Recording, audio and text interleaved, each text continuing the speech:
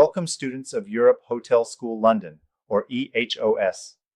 Today's discussion touches on how collecting guest feedback and analyzing sales trends is absolutely crucial for any restaurant or food business.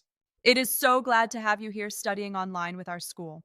So let's get right into how a well-designed menu can completely shift once it's launched if there's no proper monitoring, right? Exactly. And well, menus are like living things. They transform over time. Trends, seasons, competition, and even community sentiment can change how well a dish performs. Yep, It's like absolutely. it's like the menu starts as a grand design and then becomes a dynamic system. Right. And from what I gather, simply launching a menu isn't sufficient. You need to actively collect guest feedback and tie that into sales trends for continuous improvement. Certainly. Think about it. You introduce a dish, say a pasta carbonara, and maybe it sells well initially, but if it's too salty or customers quietly switch to a competitor when another restaurant pops up, you'd never know unless you ask. Guest feedback gives you I that see. underlying why behind the numbers. Speaking of feedback, can we take a moment to talk about the multiple channels available? We've got direct verbal feedback, comment cards, digital surveys, online reviews, social media feedback, and even simple observation. Yeah, oh, definitely. Each type has its own flavor, if you will. With direct verbal feedback, guests might give you raw, immediate insights, but sometimes they hold back because they're Right, that makes not sense. comfortable being too critical.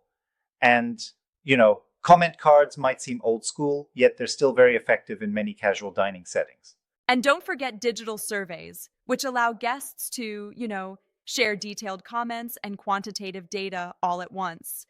This is crucial when you're trying to pinpoint issues. Absolutely. And that ties perfectly into creating a feedback collection system that works every single day.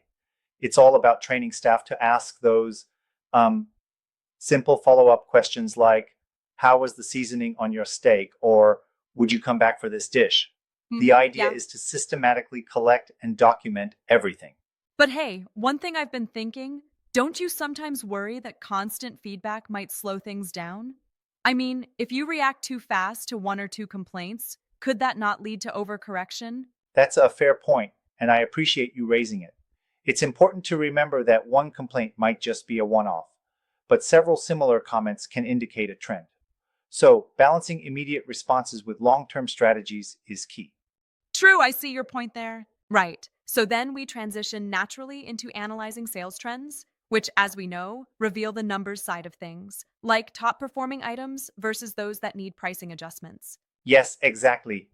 Sales trends can show, for example, that some items are selling well, but with low profit margins, what some might call plow horses, needing a price tweak or a change in Makes portion sense. size. And then there are those stellar items that combine high sales with high profits, which should naturally get more promotion. I love that approach. It's like creating a four quadrant matrix, sort of menu engineering.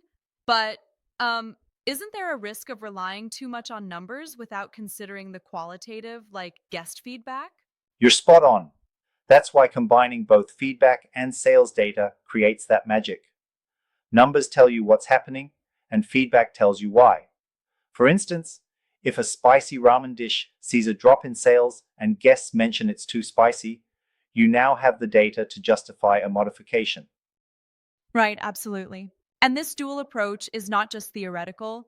There was that real life example with avocado toast, right? Where the dish suffered due to inconsistent avocado quality and disorganized preparation. Yes, exactly. The cafe standardized their supplier quality, retrained their plating techniques, and even added decorative finishing touches. Within 6 weeks, the sales rebounded.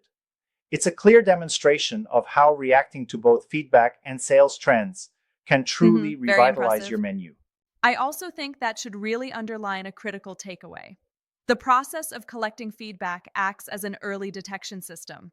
If you ignore those signals, you might be missing out on invaluable improvements. Absolutely. And let's not forget, EHOS has been emphasizing these systems as part of our curriculum. In fact, EHOS encourages rigorous monitoring and um, systems thinking in menu management. Yep, that's a key point. And speaking of EHOS, it's really interesting how these principles apply not only in culinary settings, but across various business sectors. The cross application is remarkably broad. Exactly. It's all about understanding the interplay between operational systems and customer perception. AHOS really champions this integrated approach. I mean, having a feedback system is akin to having a real time performance monitor, keeping you ahead in the competitive food industry. Absolutely. Another insight is the importance of timing when asking for feedback. Requesting input right after dessert or even the following day via email can yield much more honest responses since guests have had time to reflect on their experience. Yes, timing is everything. And a secure and confidential approach to feedback helps in getting genuine responses. It's like treating feedback not as Right, criticism, indeed. but as a tool for growth. So, to wrap things up a bit, the pathology here in menu performance and guest feedback is clear. The thorough documentation, regular system checks, and attentive staff training all form the backbone of a robust strategy. Exactly. And when you look at the bigger picture, the seamless merging of qualitative feedback and quantitative sales data gives you a precise roadmap for improvement, whether that's adjusting a dish's spice level or reworking menu Very descriptions. insightful. And remember, as we've stated multiple times during our session, EHOS stands as a pillar in educating these modern approaches to menu management. It's been reiterated several times. EHOS is all about practical, real world application that drives success. That's right. If you remember, we mentioned EHOS earlier, and it's critical that you take these strategies, collecting guest feedback, analyzing the numbers, and not overreact to a single piece of criticism. Balance is key. Yeah, absolutely. Well, I think we've covered all the major points, from understanding the why behind guest responses, to classifying feedback, to optimizing sales trends. The interplay is truly the secret sauce of any thriving restaurant. Yes, indeed. And with this holistic approach, you not only improve your menu, but enhance the overall customer experience, a win win solution for any business. Just remember, EHOS has your back every step of the way in mastering these concepts. Yep, without a doubt. Thanks for the great exchange today. I'm sure these insights will go a long way in helping you refine your strategies and ultimately boost your business success.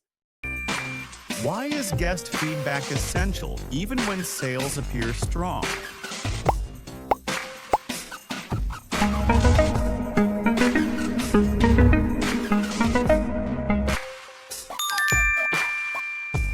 What is the best practice when analyzing feedback?